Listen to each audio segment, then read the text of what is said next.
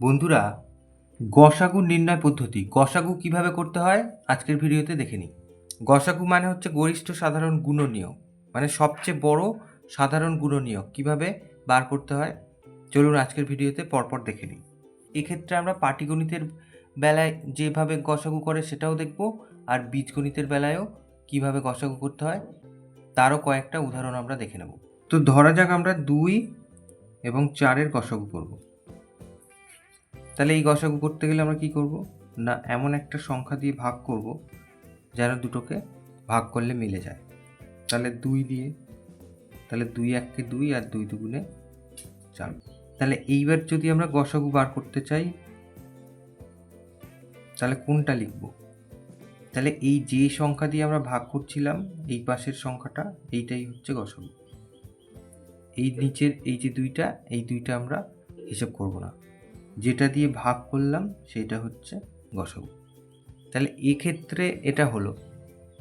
এবার ধরা যাক 4 6 8 এদের গসাগু কত বার করতে বলেছে।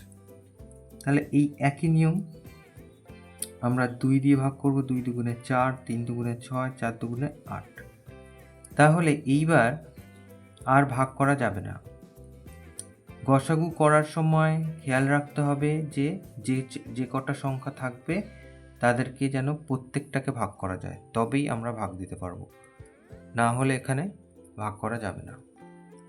তাহলে এক্ষেত্রে আর ভাগ যাচ্ছে না, তাহলে এর ক্ষেত্রেও গসাগুটা হয়ে গেল 2। তাহলে এই যে এই সংখ্যাটা দিয়ে আমরা ভাগ করেছিলাম। এইবার ধরা যাক 5 10 12 15 20 এদের গসাগু আমরা করব। তাহলে সেক্ষেত্রে আমাদের কি করতে হবে, এমন একটা সংখ্যা খুঁজে বার করতে হবে যেন প্রত্যেকটাকে ভাগ যায়।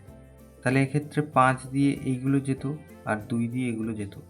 তাহলে এক্ষেত্রে এই 1 ছাড়া আমরা অন্য কোনো সংখ্যা পাবো না যেগুলো দিয়ে প্রত্যেকটাকে ভাগ করা যায়। তাহলে এক্ষেত্রে গসাগু হবে 1।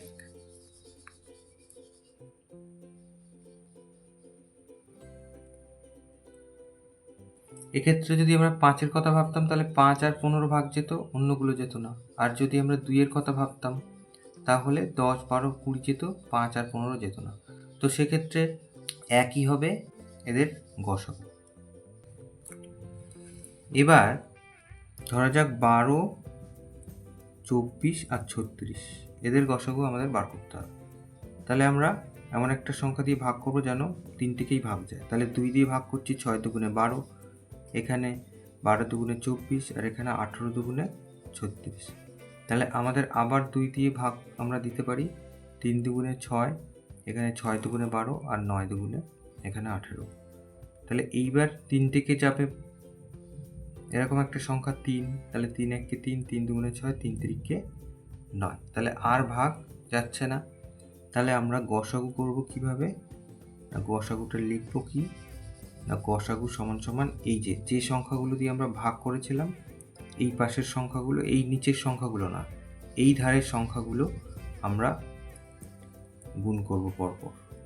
তাহলে সেক্ষেত্রে 2 2-গুণে 4, 3 4 12। তাহলে এক্ষেত্রে গসাগু হবে 12। তাহলে এইবার 12 আর 24-এর আমরা গসাগু বার করব। এবার আগে যেভাবে করেছি সেভাবে করব না, এবারে ভাগ পদ্ধতিতে করব। সেটা কেমন একটু দেখে নিই। তাহলে এখানে যেটা ছোট আছে সেই ছোট সংখ্যাটা দিয়ে আমরা বড় সংখ্যাটাকে ভাগ করব। তাহলে 12 2-গুণে 24।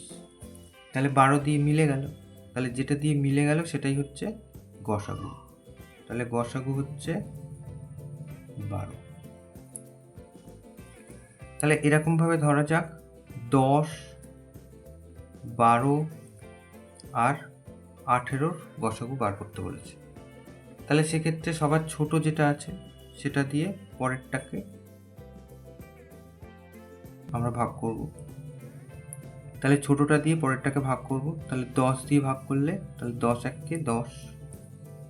তাহলে এখান থেকে বিয়োগ করে 2 পাচ্ছি। এইবার কি করব, এরকমভাবে দাগ দিয়ে এই যে ভাজকটা ছিল আগে সেই ভাজকটা এখানে চলে আসবে। এইবার ভাগ করব। 5 দুগুণে আবার সেটা 10 হয়ে গেল। তাহলে এইবার মিলে গেল 2 দিয়ে। তাহলে আপাতত 10 আর 12 গসাগু হচ্ছে 2, এখনো 18 বাকি আছে। তাহলে 18কে আমরা 2 দিয়ে ভাগ করে দেখব মেলে কিনা। 9 দুগুণে 18, তাহলে মিলে গেল। তাহলে এই তিনটের গসাগু আমরা পেয়ে গেলাম 2। তাহলে এইভাবে ভাগ পদ্ধতিতে আমরা গসাগু নির্ণয় করতে পারি। এইবার বীজগণিতের ক্ষেত্রে গসাগু কিভাবে করে আমরা একটু দেখে নিই। ধরা যাক x, 2x আর 4x, এই তিনটের গসাগু আমাদের বার করতে হয়। তাহলে x মানে তো x, আমরা প্রত্যেকটাকে ভাঙবো। প্রথম কাজ হচ্ছে আমাদের এইটা।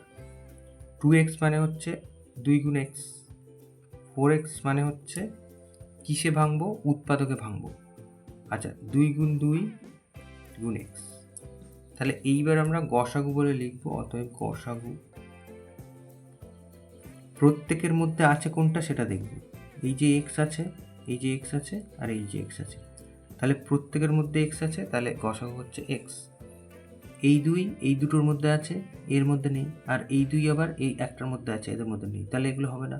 তাহলে তিনটের মধ্যে আছে, এই x তিনটের মধ্যে আছে, তাহলে x হচ্ছে গসাগু।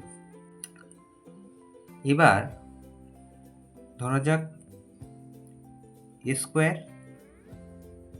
a আর a কিউব, এইটার আমরা গসাগু করব। তাহলে কি করব? a স্কোয়ার মানে হচ্ছে a গুণ a মানে তো a, আর a কিউব মানে হচ্ছে a গুণ a গুণ a। তাহলে ওই একই নিয়ম। অতএব গসাগু সমান সমান কমন আছে, প্রত্যেকের মধ্যে আছে, সেইটা আমাদের লিখতে হবে। এই যে এটা হচ্ছে প্রত্যেকের মধ্যে আছে, আর কমন পাচ্ছি না, তাহলে হচ্ছে গসাগু এ। ধরা যাক 6a, 2a আর 10a, এদের গসাগু কত? তাহলে 6a এটাকে ভাঙবো 2 গুণ 3 গুণ a, 2a এটাকে ভাঙলে হচ্ছে 2 গুণ a, আর হচ্ছে 10a 2 গুণ 5 এখান থেকে a। তাহলে ওই একই গসাগুর বেলায় কি করব না, কমন আছে কোনগুলো সেটা দেখব। তাহলে এই 2 কমন আছে, এই 2 কমন আছে, আর এই 2 কমন আছে, তাহলে 2 লিখব। এই যে 3টা এদের মধ্যে নেই, লেখা যাবে না। এখান থেকে এ দেখতে পাচ্ছি, এই এটা আবার 3টের মধ্যে আছে, তাহলে আমরা এটাও লিখব। আর এই 5টা এর মধ্যে আছে, এর মধ্যে নেই, তাহলে আমাদের হয়ে গেল 2a। এটা হচ্ছে আমাদের গসাগু। এবার ধরা যাক এদের গসাগু করতে হবে। তাহলে প্রথমে আছে 10a, তাহলে এটা হচ্ছে 2 গুণ 5 গুণ a, ভাঙলাম। তারপরে আছে 20p, তার মানে হচ্ছে 2 গুণ 2 গুণ 5 গুণ p। তারপরে হচ্ছে 30m, তাহলে একে ভাঙি 2 গুণ 3 গুণ 5, তার সাথে m। তাহলে এবার আমরা কমনটা খুঁজব। কমন খুঁজে বার করতে হবে। কমনটা আমরা কি পাচ্ছি? 2 আর 2। তাহলে এদের মধ্যে, আচ্ছা এদের মধ্যে 5 আছে, এখানে একটা 5 আছে, এখানে একটা 5 আছে, আর কিন্তু কমন নেই, 3টের মধ্যেই আছে, এরকম কেউ নেই। তাহলে 2 গুণ 5, তাহলে এদের গসাগু হচ্ছে 10। তাহলে এইভাবে আমরা গসাগু খুব সহজেই করে ফেলতে পারবো। বন্ধুরা, গসাগু সম্পর্কিত আজকের ভিডিও এই পর্যন্তই। আশা করি বোঝা গেছে। যদি না বোঝা যায় তাহলে প্লিজ কমেন্ট করে জানান।